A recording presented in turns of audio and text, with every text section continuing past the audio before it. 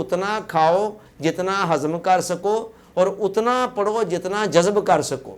کھانا بھی وہی مقدار میں صحیح ہے جو انسان آسانی سے ہضم کر لے، اور اسی طرح پڑھنا بھی وہی صحیح ہے جس کو انسان جذب کر لے، ورنہ انسان پڑھتا چلا جائے اور وہ علم انسان کے اندر جذب نہ ہو رہا ہو تو وہ ایک اضافی بوجھ بن کر رہ جاتا ہے۔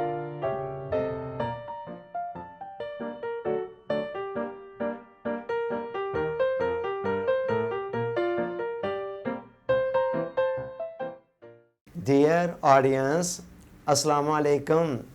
ہیلدی لائف سٹائل سیریز میں ہمارا آج کا ٹاپک ہے کتنا کھائیں۔ صحت مند زندگی کے لیے جہاں خوراک کے حوالے سے دیگر چیزوں کا جاننا ضروری ہے، وہاں خوراک کی صحیح مقدار کا تعین بھی ضروری ہے۔ اس حوالے سے کوئی قطعی اصول تو نہیں بنایا جا سکتا کہ ایک انسان کو کتنی مقدار میں کھانا چاہیے اور کتنی مقدار میں نہیں، کیونکہ اس کا تعلق بہت سارے ایلیمنٹس پر ہوتا ہے، مثلا انسان کی ایج، اس کی وزن، اس کا قد اور اس کی جسمانی حالت، اس کے کام کی نوعیت، اس کی قوت ہاضمہ وغیرہ وغیرہ۔ تاہم اسلام نے اس حوالے سے ایک بڑا سنہری اصول دیا ہے، اور وہ کیا ہے؟ کلو واشربوا ولا تسرفوا، کہ لوگوں کھاؤ پیو لیکن اسراف کے اندر نہیں جانا ہے، یعنی حد سے آگے نہیں بڑھنا ہے۔ اسراف کا اصول جو ہے یہ کھانے کے حوالے سے ملحوظ خاطر رکھنا بہت ضروری ہے۔ افراط اور تفریط یاد رکھیں ہر معاملے کے اندر مذموم ہے۔ کسی بھی معاملے کے اندر افراط بھی پسند نہیں ہے، یعنی حد سے آگے بڑھنا، اور نہ ہی تفریط والی روش پسند ہے، یعنی حد سے پیچھے رہنا، بلکہ اعتدال، میانہ روی اور توازن کی روش ہی دنیا کے ہر معاملے کے اندر بیسٹ پالیسی ہے، اور یہی پالیسی ہمیں اس معاملے کے اندر بھی اپنانی ہے۔ اگر آپ ضرورت سے کم کھائیں گے، جتنا آپ کے جسم کی ضرورت ہے اس سے کم کھائیں گے، تو اس کے نتیجے میں جسم کمزور اور لاغر ہوتا چلا جائے گا اور کئی قسم کی بیماریوں کا شکار ہو جائے گا۔ اور اگر آپ ضرورت سے زیادہ کھائیں گے، اوور ایٹنگ کریں گے، تو اس کا نتیجہ بھی کیا نکلے گا؟ جسم کو کوئی اضافی طاقت تو نہیں ملے گی، لیکن وہ زیادہ کھانا جو ہے جسم کے اندر کئی قسم کی بیماریوں کا باعث بن جائے گا۔ حضرت واصف علی واصف رحمۃ اللہ علیہ کا بڑا خوبصورت قول ہے کہ اتنا کھاؤ جتنا ہضم کر سکو اور اتنا پڑھو جتنا جذب کر سکو۔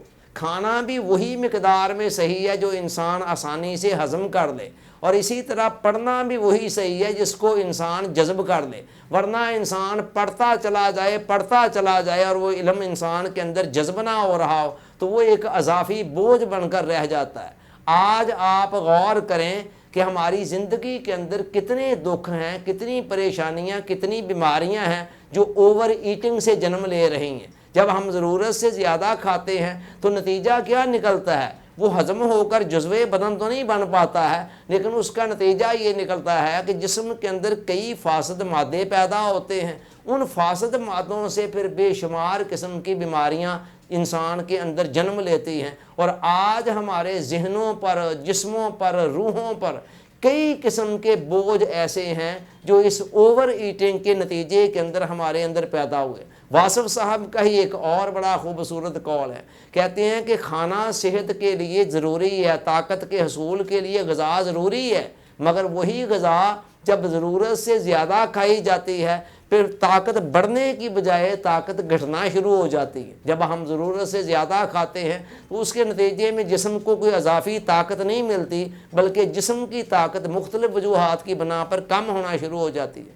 اگر زندگی کا اصول یہ بنایا جائے کہ کھانا زندہ رہنے کے لیے ہے تو پھر انسان ضرورت کے مطابق کھائے گا، اور انسان کا جسم بھی ہلکا پھلکا رہے گا، صحت مند بھی رہے گا، تندرست بھی رہے گا، چاق و چوبند بھی رہے گا، اور اپنے فرائض اور ذمہ داریوں کو احسن طریقے سے بجا بھی لائے گا۔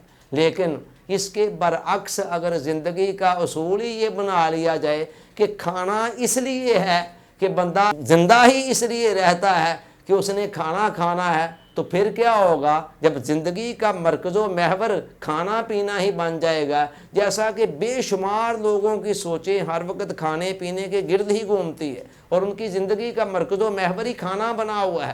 ہر وقت کھانے کے حوالے سے ہی سوچ بچار اور کھانے کے اندر زیادہ سے زیادہ لذتیں کشید کرنے کے حوالے سے جب ذہن ہوگا تو پھر انسان کیا کرتا ہے؟ پھر وہ وقت بے وقت کھاتا ہے، ضرورت سے زیادہ کھاتا ہے، رنگ برنگی چیزیں کھاتا ہے، بہت ساری ایسی چیزیں کھاتا ہے جو اس کی صحت کے لیے نقصان دہ ہوتی ہیں، اور اس اوور ایٹنگ کے نتیجے کے اندر اور کھانے کی بد پرہیزیوں کے نتیجے کے اندر بے شمار بیماریاں ہیں جو انسان کے جسم کو بھی لگتی ہیں، اس کے ذہن کو بھی لگتی ہیں اور اس کی روح کو بھی لگتی ہیں، اور کئی قسم کے بوجھ ہیں جو انسانی شخصیت کے اوپر پڑ جاتے ہیں۔ اللہ تعالیٰ سوچنے، سمجھنے، یاد رکھنے، عمل کی توفیق عطا فرمائے، آمین۔ آپ کا بہت بہت شکریہ۔ السلام علیکم۔